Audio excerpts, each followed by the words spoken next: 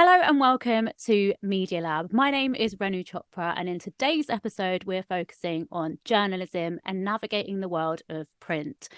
I'm so grateful to be joined with freelance science journalist, award-winning magazine editor, and head of publications at the Royal Society of Biology, Tom Ireland. I'm guessing I've said that right.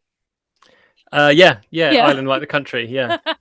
Yeah, so you are a regular contributor to the monthly magazine BBC Science Focus, and also written for The Guardian, The Observer, New Scientist, BBC News, and have written a book called The Good Virus, which was named Editor's Choice by New York Times in 2023 and listed in both Waterstones and Sunday Times as best science books of 2023. So I am so grateful for you to join me today on the podcast.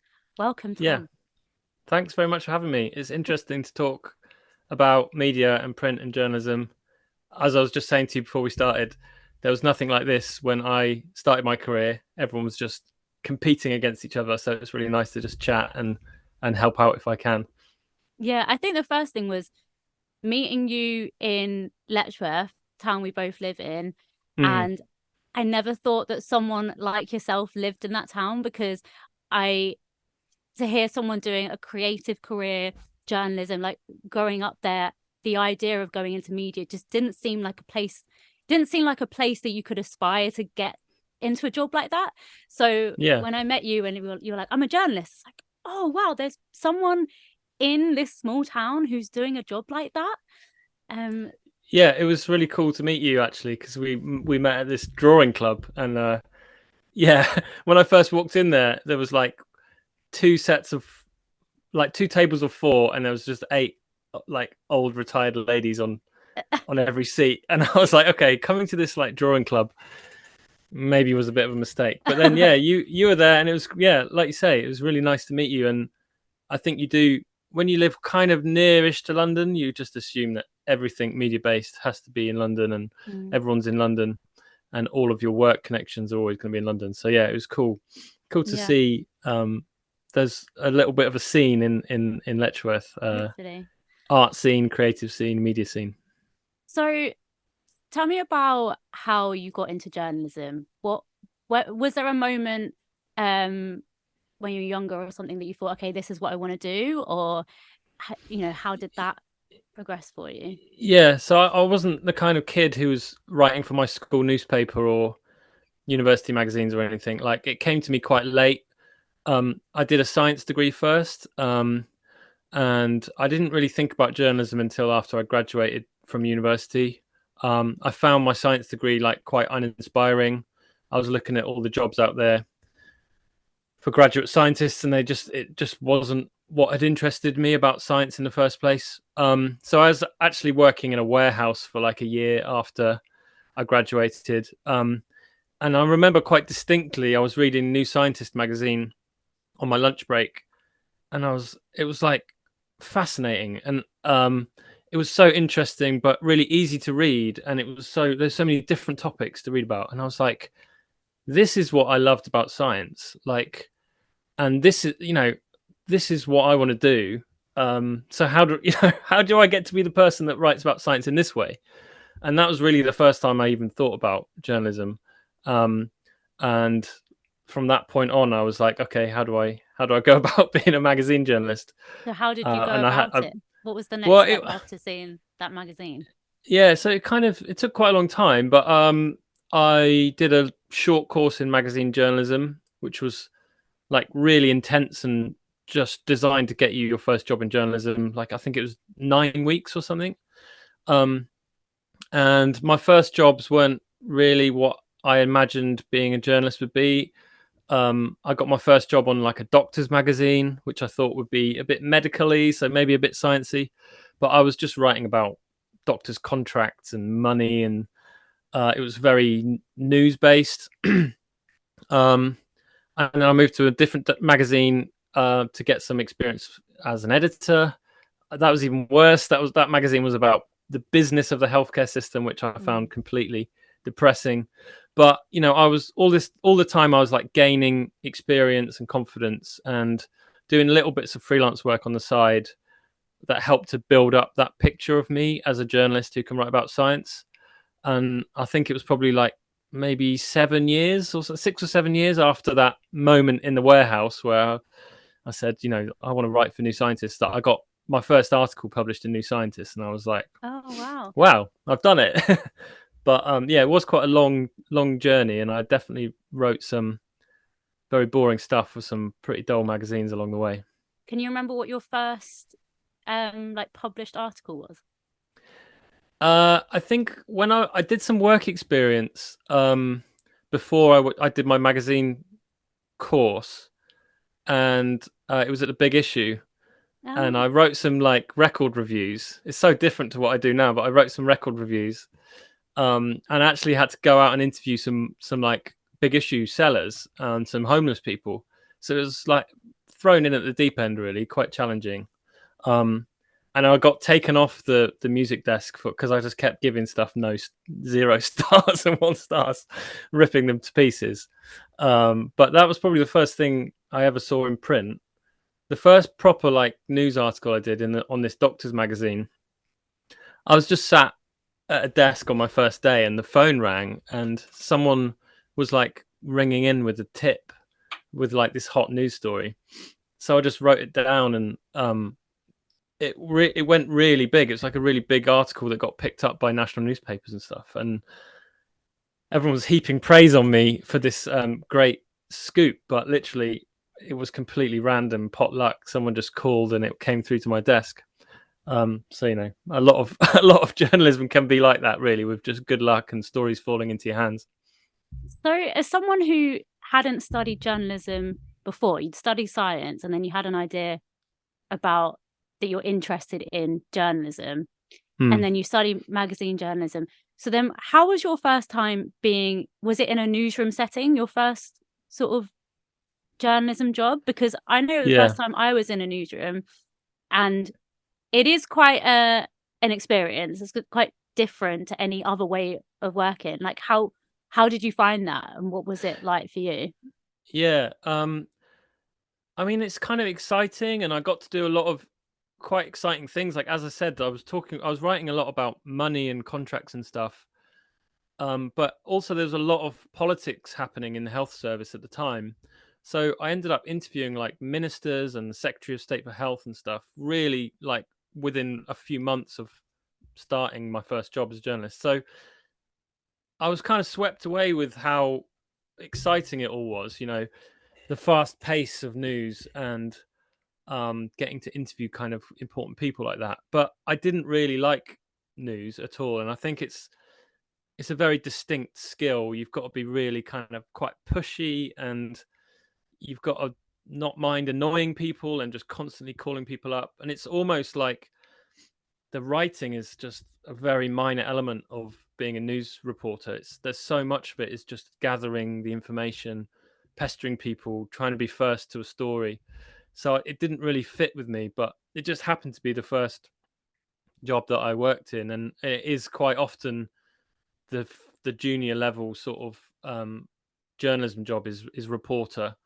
So I just sort of did it for long enough that I had lots of stuff in my portfolio, but it was all kind of news.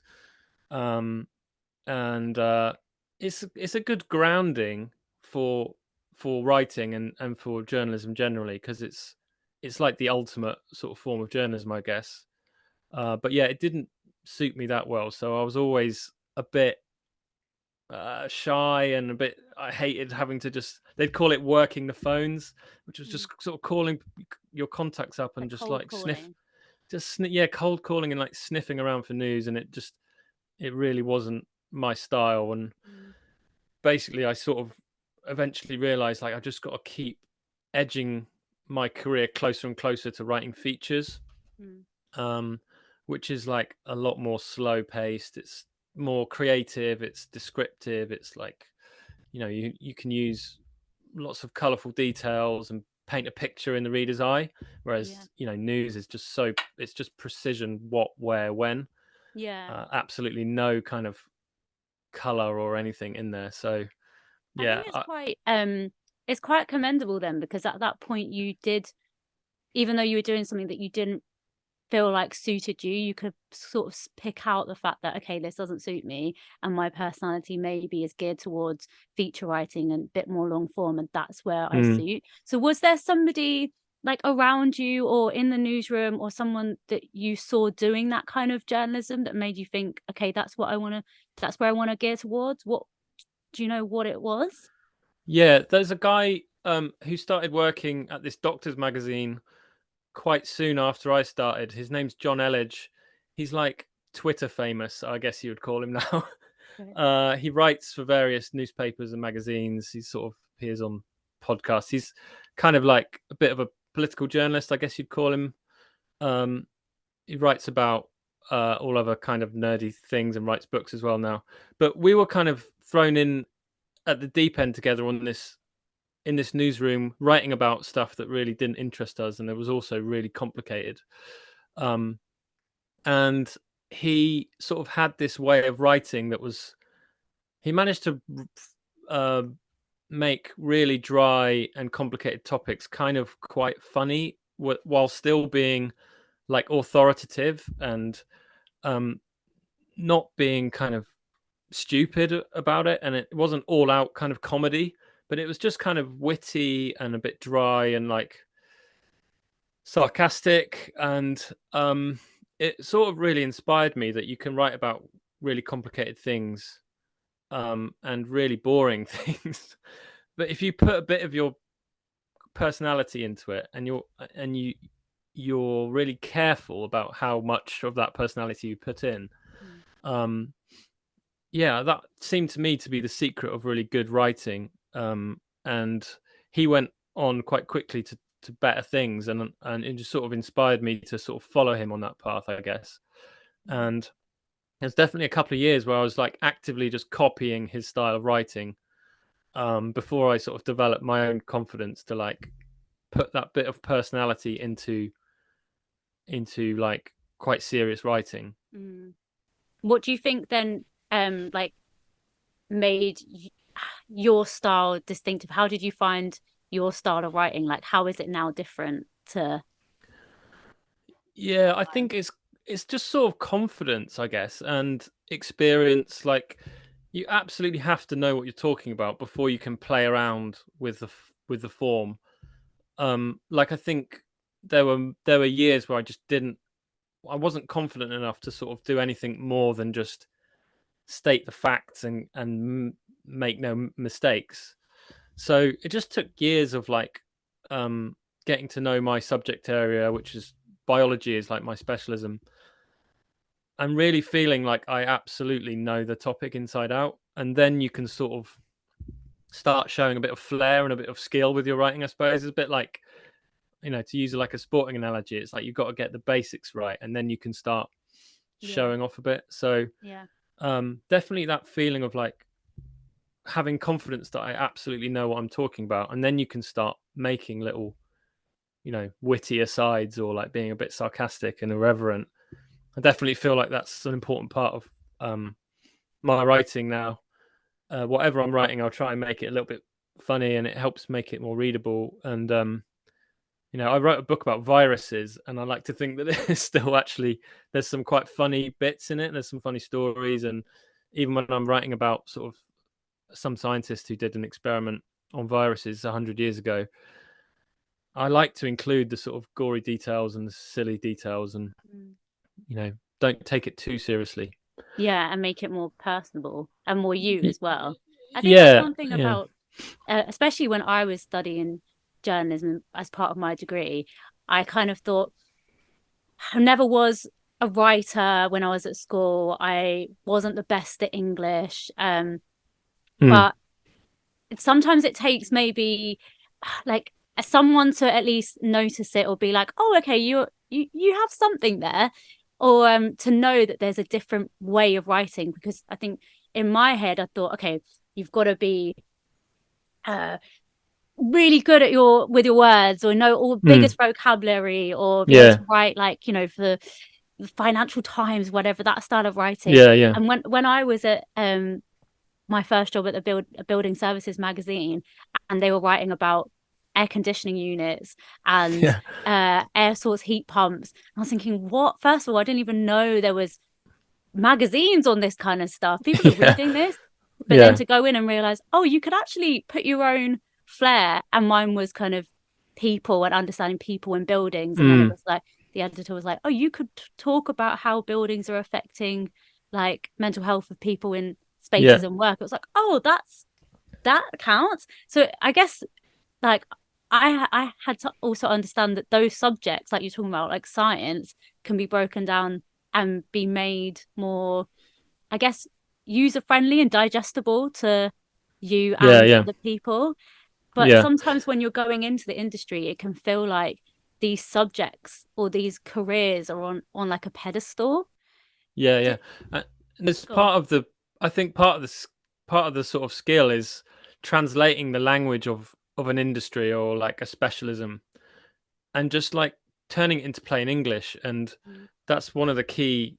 I think that's what absolutely the most important thing about writing is. It's not how big the words you use, and actually like the the shorter words are the better words. You know, if you can use a shorter word instead of a longer word, that's good writing. If you can use a short sentence instead of a really long sentence, that's good writing. Um, and that was really all I was taught in my journalism course. It was like just it was those fundamentals, like keep it short and simple and plain English. Never use jargon when you know the readers aren't going to know what that jargon means.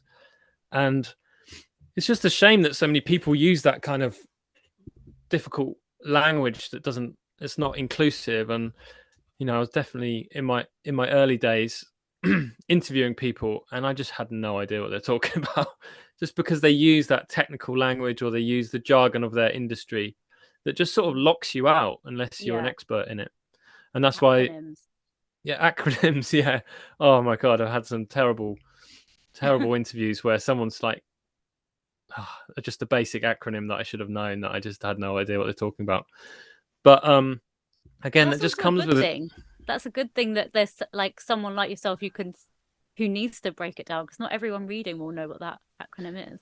Yeah, and that's a key thing that actually I learned annoyingly late, is that it's okay to sound stupid when you're the interviewer. Like uh, a lot of the time when I first started interviewing people, I was trying to sort of be on a par with them intellectually, or I was trying to make them think that I understood everything, when actually Mm.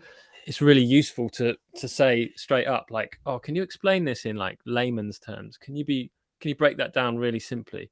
And then you're actually going to get a much more user friendly answer from them. So it's about sort of leaving your ego at the door and saying to them up front, like, I just explain this to me like I'm stupid. You know what I Yeah. mean? And then you normally get some more creative ways of explaining something that isn't just acronyms and jargon.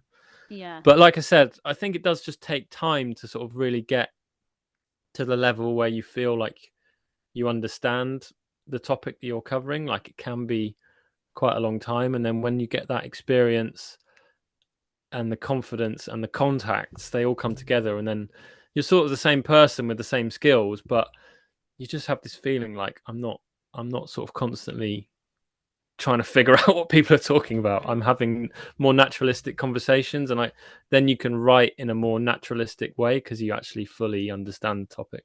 Yeah. So 7 years after you're working in the warehouse and you found the New Scientist magazine, you then wrote your first piece for them. So then Hmm. what was the process after that and then getting to your position at Biologist magazine now? So you were writing for The Guardian, places like that. How did those things come about? Yeah, so I was sort of in these magazines that, like you've mentioned, they're sort of called, you know, trade magazines. Well, actually, probably the majority of journalists are in these obscure, sort of not very well read magazines.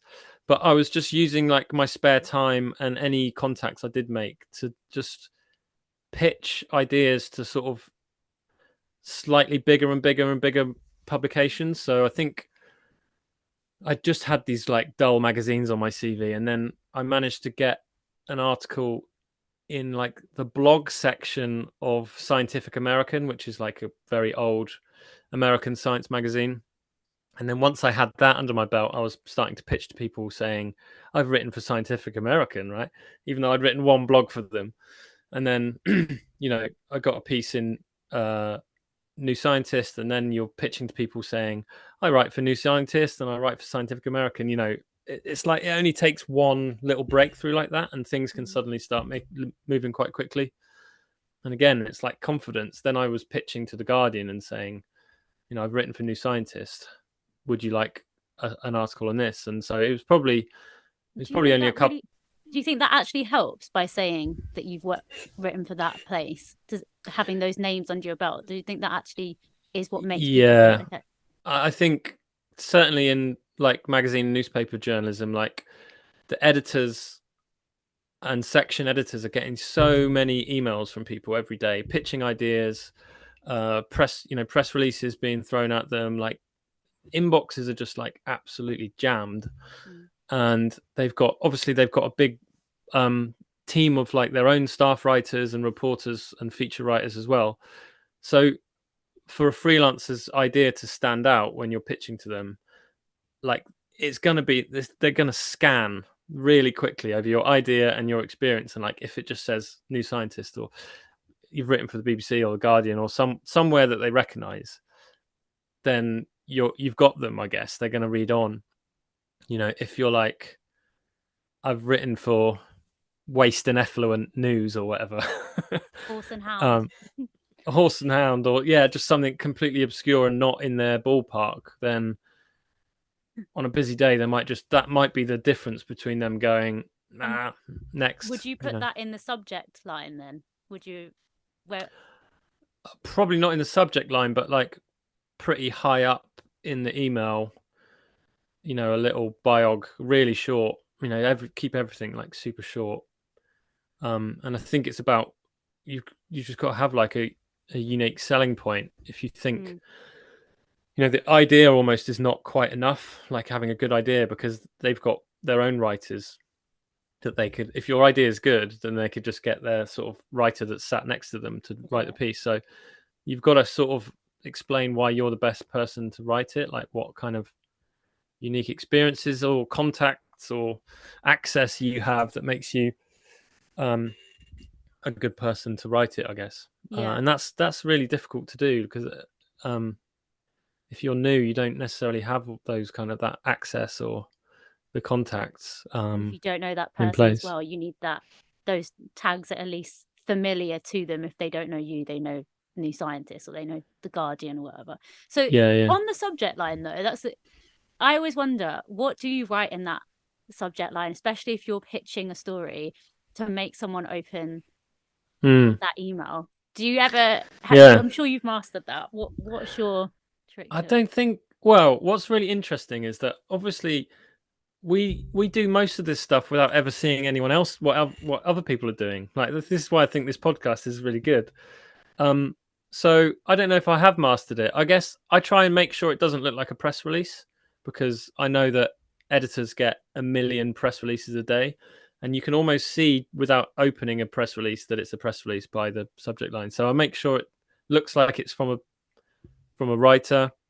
I guess it's just trying to distill the absolute essence of what's interesting about the story in the top line. So not just the subject, but like what's new, what's the trend, like why is it defying what they might think about that topic.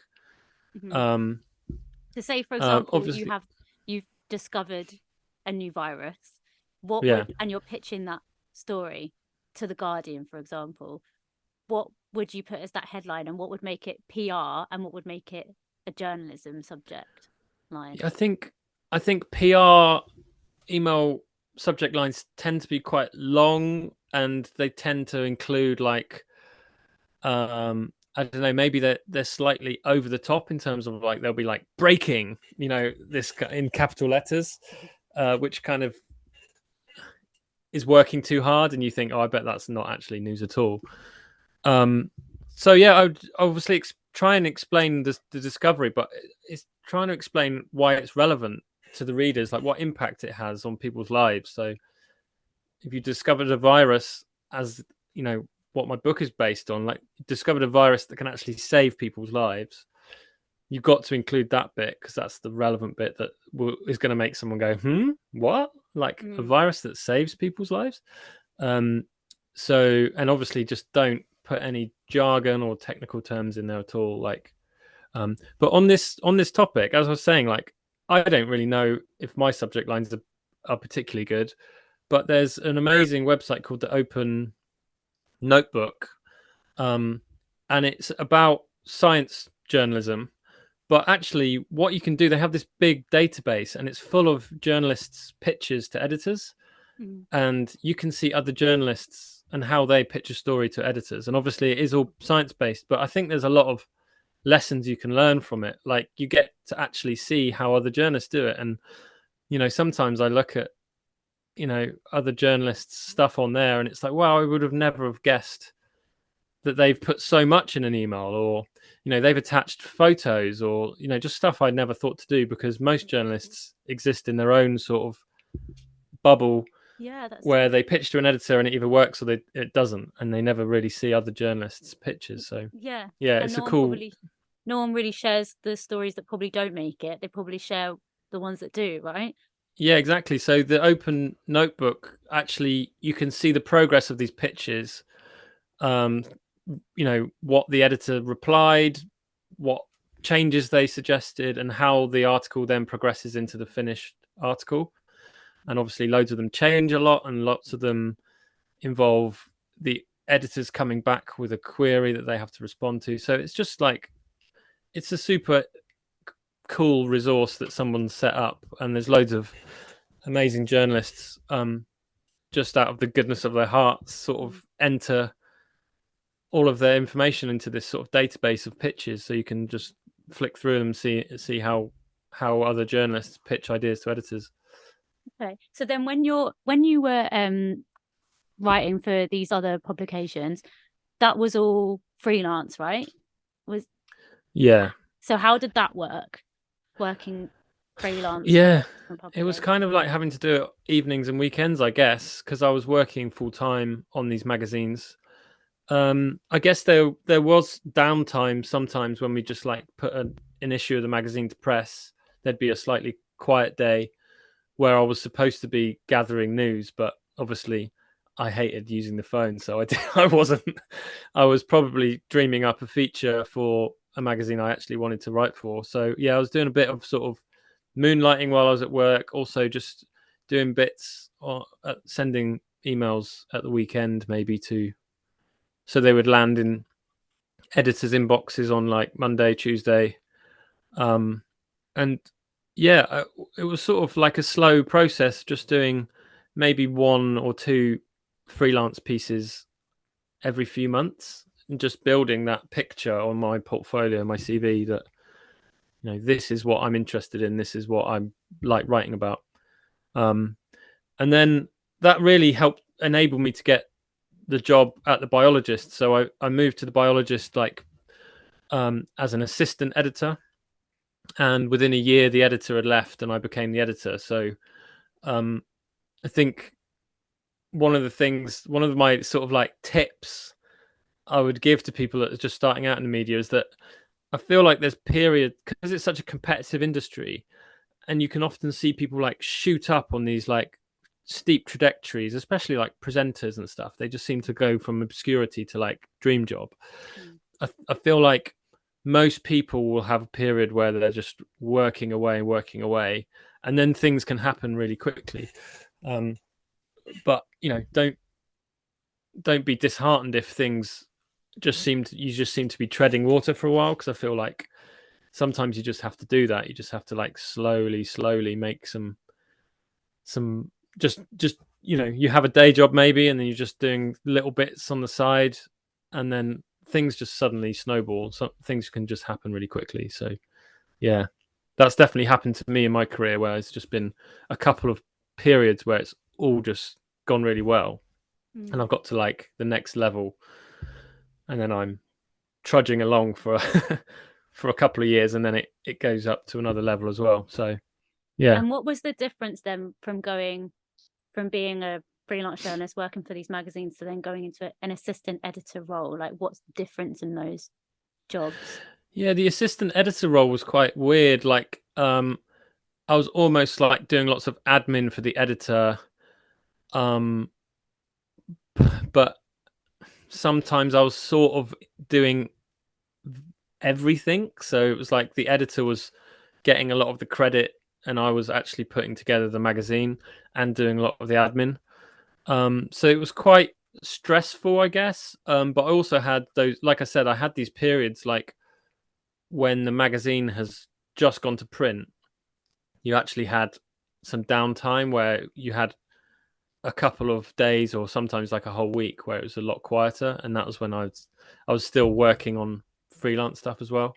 And moving to the Biologist was pretty great because it's owned by this organization called the Royal Society of Biology, and that's this huge like scientific society charity. And then I had access to this massive network of contacts basically. And so I went from being someone who was just a writer that had an interest in biology to being like quite central to biology and bioscience. I was actually employed by this big network of biologists, which was really helpful. And again, that sort of like helped me go to the next level, and really feel like an expert in this area, and like I knew lots of people. So is it Um, so the magazine, is it people working in the field who are coming to read articles to find out the latest news? Is that sort of the kind of audience you have? yeah, it's a really nice magazine actually, because biologists is like a really varied term. So that includes everyone from like cancer researchers and drug developers to like wildlife cameramen, people who work in zoos, Yeah. you know, ecologists working to preserve rainforests. It's just so many different types of jobs in biology. So rather than being very specialist, it's kind of like the magazine is kind of like for biologists to read about what's going on in these other areas of biology. So someone who works all day with bacteria gets to read about the Amazon rainforest and vice versa. So it's quite nice, and it's just like endlessly varied. There's just there's no shortage of things to write about in biology. There's life-saving research and medicines being developed, but there's also just the wonder of nature. There's still lots being discovered about nature and how to protect it. So yeah, it's just a massive range of things to cover. And we don't. The other thing that's really nice is that we don't really have a news section because we're quarterly, Oh, and it's quite old school. We have a website, but actually most of the members really like to take a break from their screens and read it in print. They like to get a product through the door that shows that they're a member of this biology society. Um, so it's kind of like slow journalism in a way. It's like there's lots of features, lots of interviews, and really not that much news because we can't compete with no. um, online news. It's instant. So if you're publishing a quarterly magazine, it's almost like we can do a bit of a summary of some big news that's happened recently, but we don't really even try, which suits Yeah. me.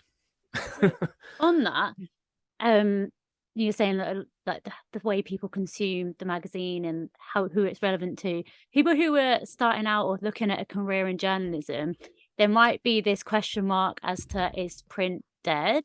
Is Mm. it really a type of journalism to go into? Um, what would you say to that? Would you say it is? Yeah, I definitely have noticed, because I give quite a few talks to sort of science students who are thinking of moving into science communication and science journalism, and I can definitely feel just in the last maybe 5 years the different levels of enthusiasm. Whereas 5 years ago, maybe more than that, people would go into that sort of lecture hall going, "Oh, we're going to find out about this guy who, you know, we're going to hear from this guy who writes for magazines," and now it's like you ask people that they're young students, who out of this crowd, like, who have you actually subscribed to a publication? And like virtually no one does. Maybe like the mature student puts his hand up. So I can feel this shift. Like, I mean, print has obviously been competing with online for like 20 years now, but it really feels like in the past 5 or 6 years, there's not, like, the younger population is not reading magazines, print magazines, which is a bit of a worry for me. Um, what I think is interesting is that there are sort of models that are maybe replacing the sort of slowness of print and the quality of print, but it is online. So things like Substack, which is like this kind of subscription model of where you're sort of paying for a newsletter by a particular writer. I think in a way that's like a really cool version of um, a magazine in a way, because it's like it's made quite slowly, it's curated by someone with the same interests as you, and it's not like very fast and just trying to get clicks.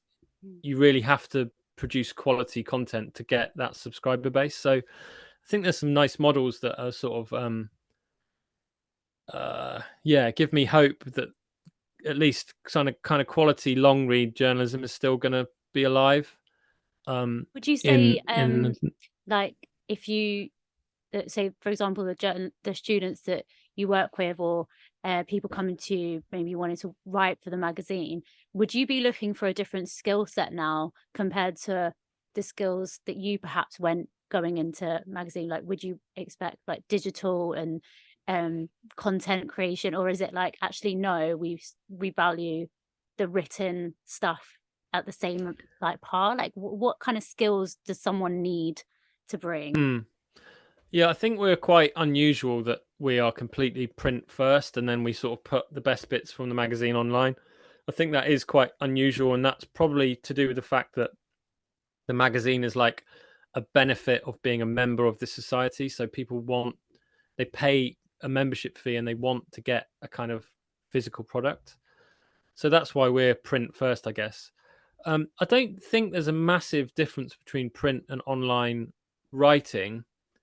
I think probably when you're writing specifically for online, you probably want to do it shorter. You want it coming out shorter than a print feature, just because people get distracted so easily online. There's always something else to click on. It's not very pleasant reading a really long article online. It's like you don't have all of that lovely imagery and page furniture that you have in a magazine. Um, so yeah, I think the only thing really is like you maybe have to be a bit snappier writing online. Mhm. But if the Biologist sort of went online tomorrow and we gave up the print edition, I'd still be looking for the same kind of skills. It's about like storytelling and making things relatable. Mhm. How can you turn this like complicated research into something that people relate to and think, oh, that's relevant to my life, Yeah. it's the same kind of same kind of skill set. It's just about making it, I guess, slightly more Tailored. grabby and yeah, yeah, Yeah. and snappy and shorter, I guess. So before we joined this call, you mentioned um sort of the highs and lows of being a freelancer. Um, what would you say to start with are the good aspects of being a freelancer? Why do you enjoy it, if you do enjoy it? Yeah, I guess I've one thing to clarify is I've never fully committed to the freelance Oh, life. have you So not? no, I'm sort of employed. I'm actually an employee of the Biologist. Well, I'm only part time, but I am an employee, so it gives me a real sense of stability, I guess, having a regular income. So I've never made the full leap to writing purely freelance. Okay. Obviously, the advantages of writing freelance is you're just completely self-directed. You don't really have a boss. You choose you choose your own path completely. Like whether it's some months you just take anything and try and make lots of money, or other weeks, you're following something that's more of a passion project, or you know, some weeks you might take a week off. Um, but yeah, I've never fully made the leap because I was always just too scared that I would, you know, not make ends meet. Really, I guess that's always the big worry. And as I said, the Biologist was is so important in terms of putting me at the middle of this network of biologists and contacts. Like, to give that up and suddenly just be someone operating out of a, you know, uh, a Google Mail account rather than this like Society of Biology account, that would be quite a big deal, I think, and I would be sort of out on my own. Whereas it's quite handy. The biologist is quite a handy sort of base for me to think about biology generally, and then there's some stories that come into the biologist that actually deserve a bigger audience, and they're the ones that I might, write for a newspaper or a different magazine. So You've I'm got kind of I've got the best of both in a way, yeah. like, but I know some people are completely freelance and they just have such a, a flexible lifestyle, and um they obviously just don't, they're their own boss, and that's really important to some people. And I think if you really like just the content production side of things, like, and you don't want to get dragged into discussions and meetings around budgets and management and HR and like all the crap that comes with an office job, freelance, you get to just make your content and sell it, and Mm. nothing else essentially. Occasionally you have to do a tax return, but But that's the yeah, piece of work that you do. You that's just the do. one major piece of admin that you have to do. But yeah, Yeah. it really beat, it's hard to beat in terms of that I, lifestyle where you're just I doing didn't what you want to do. I didn't actually know that you could be a part-timer and then freelance, because I always thought you either do one or the other, like you leave the Mm, full-time role and you become freelance, like, because I know some companies, if you're working alongside working there, then it might kind of be yeah. a bit tricky. No, my employer's always been, they've always been really good about that. And I think one thing I was going to mention is that I think when we talk about like media companies and media brands, we often think of the huge media organizations, like the huge publishers. But I've worked for a long time at this, it's like a scientific society that has its own magazine, and I think they're a really nice, they're not the most high profile publications to work for, but they can be really nice places to work. They're a lot of them are non-profits, and you have these societies and charities in every field. You have engineering societies, you have charities for different causes. A lot of them will have their own magazines and produce their own kind of online content, social media content as well. So they're quite nice places to work, and they're less likely to be like a commercial publisher might have been like, no, you can't do freelance, we own everything that you produce. But yeah, working for this scientific charity, they've been really flexible, and they've never ever raised it as an issue that I'm writing for other magazines, basically. Yeah, I think it's one of those you don't actually think about if you were going into media. You kind of assume. I know when I was at uni, people will talk. The only places you would hear people talking about going to work was like BBC, or I'm going to work for Mm, MTV or whatever. You never mm, heard someone say, I'm going to go work for a trade magazine. yeah, Um, but I think the but majority of journalists probably do work for those kind of smaller magazines, that's so surprising. Yeah. and those, some of those kind of dream job places, it might be nice to write for them when you want to on your terms, but actually they might not necessarily be the greatest work environments because it's so competitive and everyone wants to work there. They don't actually have to offer their staff like a very good package. um, and obviously with some publishers as well, there's a lot of commercial pressure to make money as well. So working for a non-profit can actually be a bit more of a sort of chilled experience where the content is what matters rather than the sort of income generation. So Yeah. So um what would you say, I've got two more questions now, but what would you say a typical day looks like for you? Is there a typical day? Like today, for example. uh yeah, so I mean, like, I guess like anyone with a sort of office based job, there's a lot of like emails and admin and stuff like that, but typically I will be interviewing someone really interesting at least once a day, I would say. Um, Increasingly, it's by Zoom and video call now.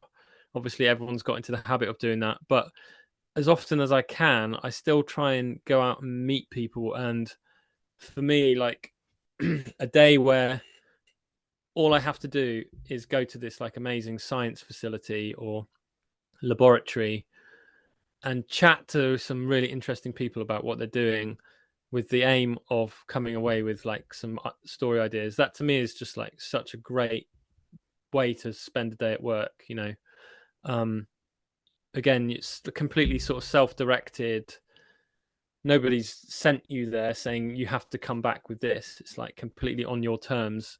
You're just talking, looking at fascinating stuff, talking to fascinating people, and coming back and starting to formulate ideas about how you cover it. Like that for me is like a great day at work. And I've had some amazing, it's not every day, but I've had some amazing sort of visits to places like um along the way, and obviously interviewed some super famous scientists and stuff. So I'd be lying if I was saying that I do that every day, but it's certainly a good amount of it. And um, yeah, and then when you're not sort of researching and interviewing, you're writing or editing or actually getting proofs of the print pages to check as well, which is a really nice aspect of it because you're just looking at like this beautiful layout and how you can tweak it to be even more eye-catching and readable and clear. And I really like that aspect of it as well. Amazing. Okay, so what would you say are your top pieces of advice? Maybe three pieces of advice for people wanting to get into Mm. journalism as a career. I think I think having like a specialism, like I've been talking a lot about science journalism, but I think having a specialism can help you build like a more focused portfolio of your work, right? So if you got a show reel or a portfolio and it's like a celebrity interview and then something about football and then some documentary about like nature or something, it's nice and varied and you've done a lot of things, but is that really going to stand out to any one of those like people in those industries? Like it's not going to be that impressive to like a celebrity magazine if only one of the things on your CV is celebrity. The sport magazine is going to want to see just pure sport. The nature magazine is going to just want to see pure nature stuff. So I think finding your specialism is really important, because then if it coincides with the passion of yours, then that's going to like drive you as well. So that's maybe one piece of advice. I think sort of don't be afraid to like take your time and find the area that you want to be in and build up that sort of, as I said, it's like experience, confidence, and contacts. Like it just takes time, and um, there'll be periods where you're just working away and making these like tiny steps, and then things will just happen. So um, that would be my second piece of advice. I guess the other thing that's been striking me recently, doing talks to students who are like growing up now, is that there's jobs in media now that literally didn't exist 10 years ago or 15 years ago.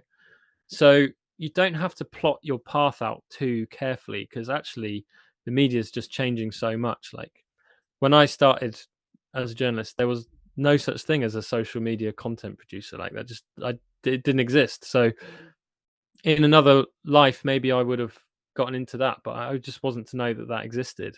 Yeah. Um, so I don't think you need to plan too far ahead, and just see what you like doing in the moment, and who knows where it's sort of going to take you. I never thought I'd write a book, but it just happened to be that Who that would have worked a out. book? It just happened to me that uh, it just happened to be that year. It worked out for me that a story fell into my lap that I thought would work for a book, and like sort of completely changed a lot for me. But I didn't plan it, so I guess it all yeah, came from your like the build up of experience and the contacts that you've made and being in that environment of those stories, right? I would assume. yeah. It Yeah. just sort of things just sort of come together if you like, yeah, if you work hard and focus on things, I guess. Focus on Yeah. a particular topic, you become more comfortable and you know more people, and you start feeling more natural and at home in talking about that kind of stuff. And yeah, things Yeah. just sort of happen. I only have one more thing to say. Like on the specialism thing, it's interesting because the last interview that I did with Ramel London, she's talking about radio, and she also said if you're putting together a portfolio, put in the stuff that you want to reflect in the jobs you want. So if you want a job in like celebrity news, then include that in your portfolio. Mm-hmm. But what if you're someone starting out and you're having to build up your experience and probably say yes to different things. So your Yeah. portfolio maybe does look a little bit varied. So how do you niche that or make that more specialized if you have lots of different things? Yeah, I think it's about, like, obviously there's a point in your career where you can't say no to anything. Like you do have to take on random things, but I think it's about always nudging it back towards that goal. Like Hmm. I remember doing stuff on magazines that was really, really dull, but it was a little bit closer to science journalism than the last thing, right? Hmm. So um it was still pretty random stuff, and it definitely wasn't where I wanted to be, but it was a little bit closer, right? And then the next time you get asked to do something, it's in that ballpark, and you can accept the stuff that's a little bit closer again. Yeah. Um, and you're Yeah. inching your way towards where you want to be. I think, um, some people are lucky and they just like, they're breakout stars in the media, but a lot of people just have to sort of take their time and inch along and go sideways for a bit, you know, Yeah. make sideways moves or even retrain, like if it's something that keeps them on track towards where they want to be. Yeah. Yeah. Everyone's got their own separate path, I guess. You can't Yeah, and like look. there, I think you mentioned in your sort of promo for this that there's no obvious ladder in media, and I think that's a good thing as well. It just means you can move around and try different things, and no one's looking at you like in law or medicine where they're like, you should be at this stage by now, or you should be doing that because you Yeah. did this last year. It is totally sort of up to you what skills you want to pursue and what topics you want to cover. Yeah. Okay. Well, where can people maybe find out more about you or perhaps get your book if they want to? Oh yeah, okay. So the book is available everywhere. It's on, if you type in The Good Virus on Amazon, you'll find it. Um, the Biologist is, yeah, just Google The Biologist and you'll see some of our stuff on there. And yeah, I'm on Twitter, but I'm using it less and less now because Twitter's just so, it's just an argument, isn't it? It's Question just mark. one long argument. So I do self promote on Twitter, but I'm not really that active on there. Yeah. Amazing. Thank you so much, Tom. I've learnt so much from that. I feel like there's things hopefully that other people can take away. Whether you're wanting a career in journalism or not, really. It's like just find your specialism. Things will take time. Um, and I guess, yeah, think about what you enjoy, even if it was like in a fact when you're working in a factory, there might be a spark of something that you find interesting, and I guess follow it. Yeah. Yeah. Yeah, thanks for having me. I hope it's helpful to someone out there.